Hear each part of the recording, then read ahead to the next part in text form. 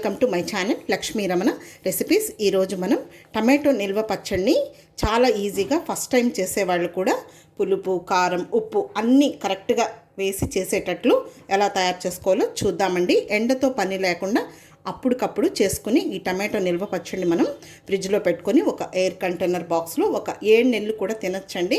చాలా బాగుంటుంది. పెరుగన్నంలోకి, తర్వాత మనం బ్రేక్ఫాస్ట్, ఇడ్లీ, దోశ, పూరి, ఉప్మా అందులో కూడా చాలా బాగుంటుంది. వేడి రైస్లో కూడా కలుపుకొని తినచ్చు. చేసుకోవడం చాలా సింపుల్ అండి. కాబట్టి ఈరోజు మనం ఈ టమాటో నిల్వ పచ్చడిని ఎలా ప్రిపేర్ చేసుకోవాలో, కావలసిన పదార్థాలు, తయారీ విధానం ఒకసారి చూద్దామండి. ఇక్కడ నేను 1 కేజీ టమాటోలు తీసుకున్నానండి. ఈ టమాటోలు ఇలా బాగా ఎర్రగా ఉన్నవైతే, బాగా పండిన టమాటోలు అయితే టమాటో నిల్వ పచ్చడికి బాగుంటాయండి. ఇక్కడ నేను ఈ టమాటోల్ని శుభ్రంగా కడిగేసి నీళ్ళంతా డ్రైన్ చేసేసుకొని ఒక హోల్స్ ఉన్న గిన్నెలో వేసుకొని ఒక పొడి క్లాత్తో తుడిచి ఒక 5-6 నిమిషాలు ఆరబెట్టి పెట్టాను. ఇప్పుడు వీటిని మనం ముక్కలుగా కట్ చేసేసుకోవాలి. ఇప్పుడు మనం ఇందులో వేయడానికి ఒక పొడిని తయారు చేసుకోవాలి. స్టవ్ వెలిగించుకొని ప్యాన్ పెట్టుకొని 1 టీ స్పూన్ మెంతులు వేసుకోవాలి. ఈ మెంతుల్ని ముందుగా మీడియం ఫ్లేమ్లో 1 నిమిషం ఫ్రై చేసుకోవాలి. చూడండి, మెంతులు లైట్గా కలర్ వచ్చిన తర్వాత ఇందులో 2 టీ స్పూన్ల ఆవాలు వేసుకోవాలి. ఈ ఆవాలను కూడా మీడియం ఫ్లేమ్లో చిటపటమనే వరకు మీడియం ఫ్లేమ్లో ఫ్రై చేసుకోవాలి. హై ఫ్లేమ్ పెట్టకూడదు. చాలండి, ఆవాలు కూడా వేగిపోయాయి. ఇప్పుడు ఇవి తీసి పక్కన పెట్టేసుకొని చల్లారిన తర్వాత మిక్సీ వేసుకోవాలి. చూడండి, ఇప్పుడు నేను ఈ టమాటోల్ని ఈ సైజులో ముక్కలు కట్ చేసి పెట్టాను. ఇప్పుడు ఇలా ఒక బౌల్ తీసుకోవాలి. 1 కప్పు మెజర్మెంట్ తీసుకోవాలండి. అంటే ఫస్ట్ టైం చేసేవాళ్ళు ఈజీగా పర్ఫెక్ట్గా చేసుకోవడానికి. ఇప్పుడు ఈ టమాటో ముక్కల్ని ఈ సైజు కప్పుతో ఇలా కొలిచేసుకోవాలి. మీరు ఏ కప్ అయినా ఒక మెజర్మెంట్ పెట్టుకోండి.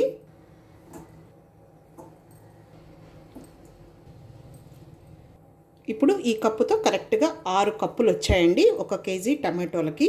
ఇప్పుడు ఈ టమాటోల్ని ఈ విధంగా ఒక ప్యాన్లోకి వేసేసుకుందాము. అలాగే చింతపండు అండి, 1/2 కప్పు చింతపండు అయితే సరిపోతుంది.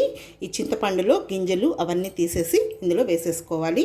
ఇప్పుడు స్టవ్ వెలిగించుకోవాలి. అలాగే రాళ్ళుప్పు కూడా ఒక 1/2 కప్పు వేసుకోవాలి.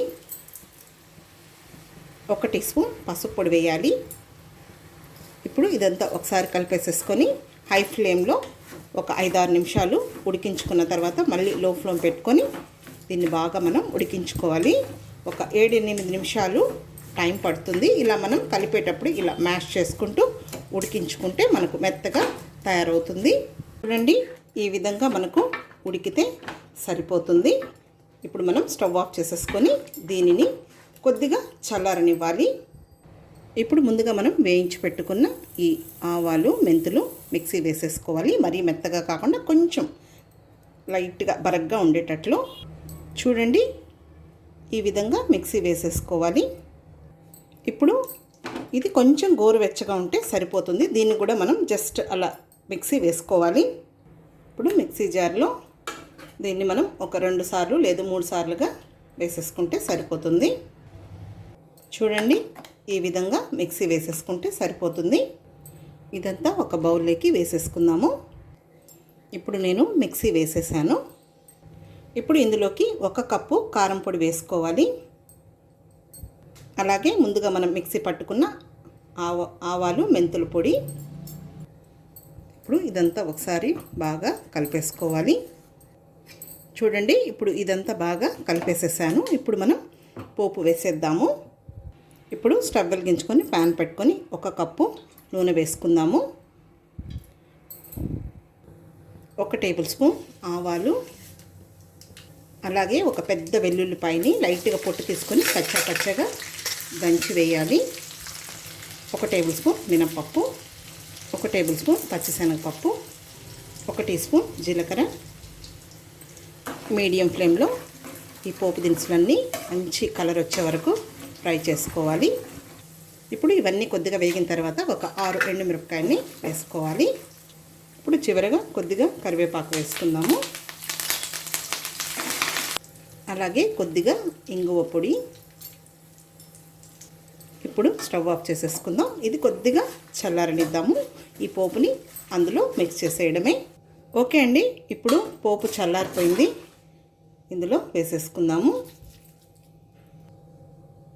కొంచెం ఈ పప్పులు ఎక్కువగా ఉంటే బాగుంటుంది.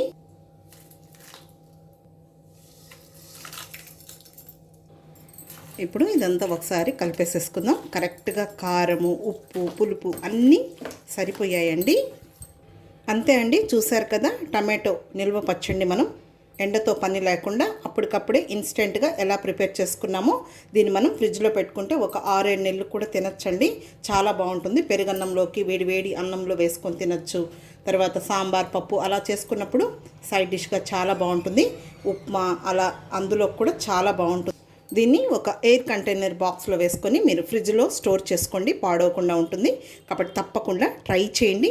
ఈ అన్నీ నేను మెజర్మెంట్స్తో చెప్పాను కదా, ఫస్ట్ టైం చేసేవాళ్ళు కూడా చాలా పర్ఫెక్ట్గా చేస్తారు. కరెక్ట్గా చేసి చూడండి, పులుపు, కారం, ఉప్పు అన్నీ సరిపోతాయి. ఓకే అండి, ట్రై చేసి మళ్ళీ ఎలా వచ్చిందో కామెంట్ చేయండి. ఈ వీడియో మీకు నచ్చినట్లయితే నా యూట్యూబ్ ఛానల్ లక్ష్మీ రమణ రెసిపీస్ని కొత్తగా చూస్తున్న వారైతే నా ఛానల్ని తప్పకుండా సబ్స్క్రైబ్ చేసుకోండి. నచ్చితే లైక్ చేయండి, షేర్ చేయండి. ఇంకొక మంచి వంటతో మళ్ళీ కలుద్దాం. నమస్తే అండి.